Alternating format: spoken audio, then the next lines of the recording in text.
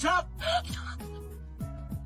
Just a casual glance. The man seemed to hear the sound of his heart skipping a beat. He suddenly turned back and snatched the hat away. Annie was so mad she started cursing. She quickly ran after him, but the man disappeared in no time. Just as Annie was about to give up, he suddenly showed up again and brought back a brand new hat. Annie, who was just traveling, never expected this unexpected encounter would make her the queen of this country. Annie was a top law school student, but lately, she kept hitting walls in her job hunt. Following her best friend's suggestion, she came to Europe's most magical street. It said this place has helped hundreds of thousands find their true love. Annie came full of hope, ready to try her luck, but instead, she ran into a street punk. The man said his actions just now were actually imitating a local romantic legend. Hundreds of years ago, a king snatched a girl's hat, and the two went on to have a breathtaking love story. Annie didn't believe a word he said, but the man's humor did make her laugh. Just as she was about to leave, the man called out to her again. He slowly opened his palm, and somehow had taken her watch without her noticing. Annie was shocked and asked how he did it. The man said it was magic, and if she wanted to know, she'd have to buy him coffee that evening. Did you decide to come?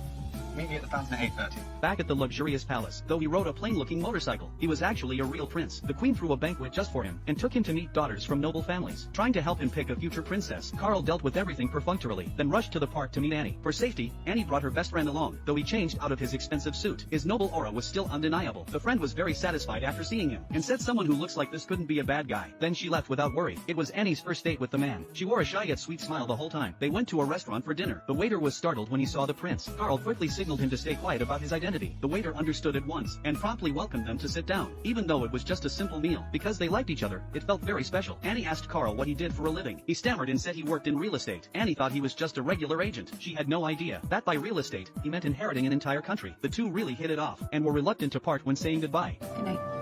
I had a great time. Me too. Watching Annie walk into the hotel, Carl smiled to himself. After over 20 years of drifting through life, he finally found his purpose.